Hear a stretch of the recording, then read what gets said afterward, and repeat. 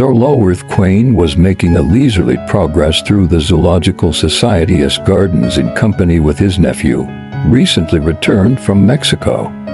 The latter was interested in comparing and contrasting allied types of animals occurring in the North American and Old World fauna. One of the most remarkable things in the wanderings of species, he observed, is the sudden impulse to trek and migrate that breaks out now and again for no apparent reason.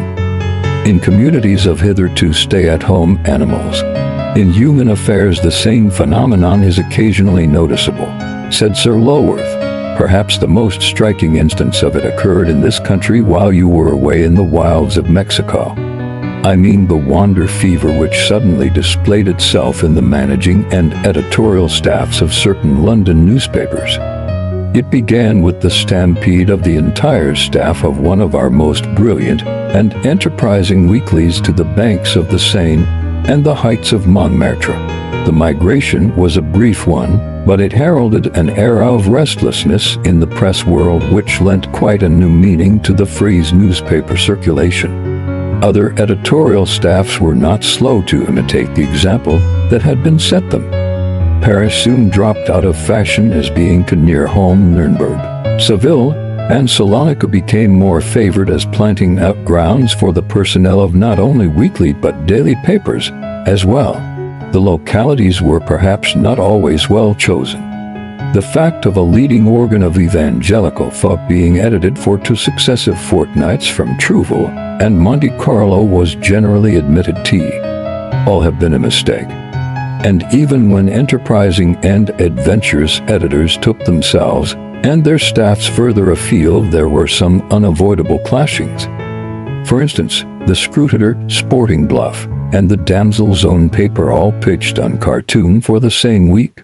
It was, perhaps, a desire to outdistance all possible competition that influenced the management of the Daily Intelligencer, one of the most solid and respected organs of liberal opinion. In its decision to transfer its offices for 3 or 4 weeks from Fleet Street to Eastern Turkestan, allowing, of course, a necessary margin of time for the journey there and back. This was, in many respects, the most remarkable of all the press stampedes that were experienced at this time. There was no make-believe about the undertaking. Proprietor, manager, editor, sub-editors, leader writers, principal reporters, and so forth, all took part in what was popularly alluded to as the drying Nachasam. An intelligent and efficient office boy was all that was left in the deserted hive of editorial industry. That was doing things rather thoroughly, wasn't it? Said the nephew.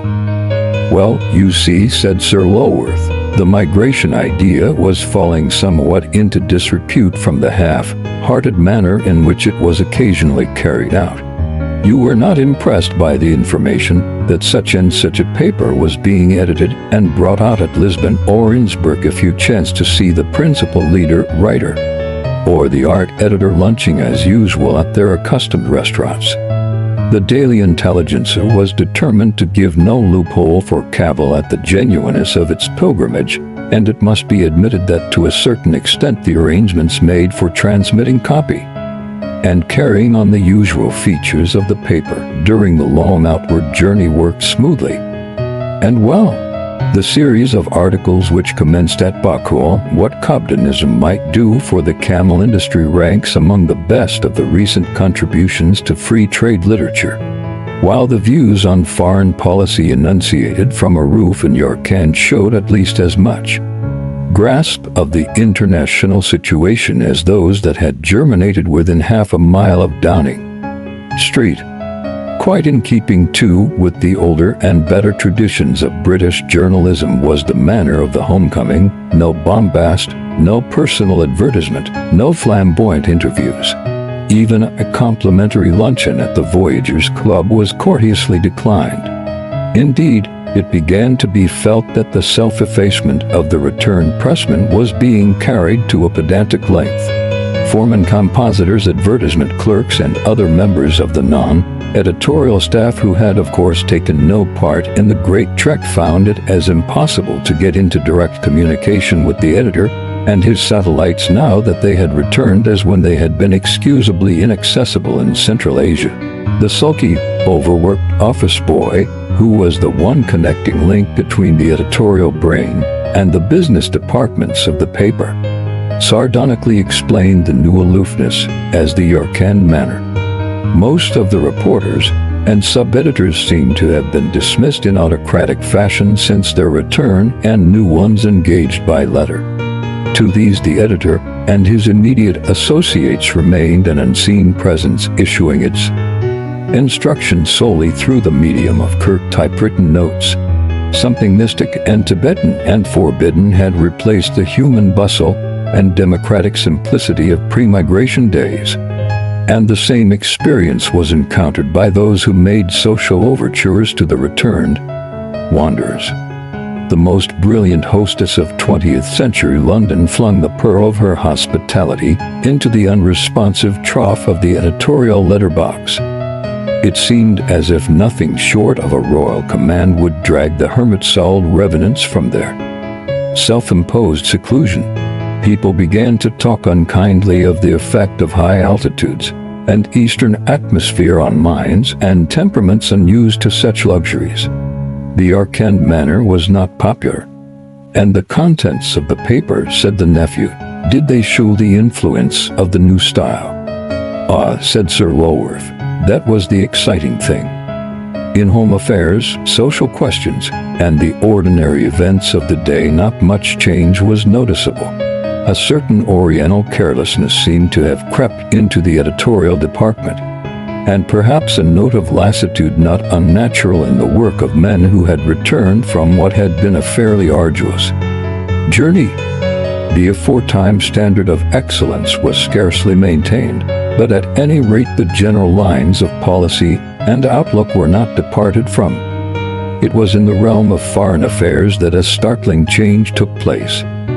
Blunt, forcible, outspoken articles appeared, couched in language which nearly turned the autumn nerves of 6 important powers into mobilizations.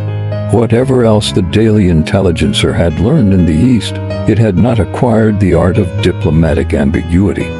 The man in the street enjoyed the articles and bought the paper as he had never bought it before. The man in Downing Street took a different view. The Foreign Secretary, hitherto accounted a rather reticent man, became positively garrulous in the course of perpetually disavowing the sentiments expressed in the Daily Intelligencer's leaders. And then one day the government came to the conclusion that something definite and drastic must be done. A deputation consisting of the Prime Minister, the Foreign Secretary, 4 leading financiers, and a well-known nonconformist divine made its way to the offices of the paper. At the door leading to the editorial department, the way was barred by a nervous but defiant office boy. "You can't see the editor nor any of the staff," he announced. "We insist on seeing the editor or some responsible person," said the Prime Minister, and the deputation forced its way in. The boy had spoken truly. There was no one to be seen. In the whole suite of rooms there was no sign of human life. Where is the editor? Or the foreign editor? Or the chief leader writer? Or anybody? In answer to the shower of questions, the boy unlocked a drawer and produced a strange-looking envelope which bore a cocaine postmark and a date of some 7 or 8 months back.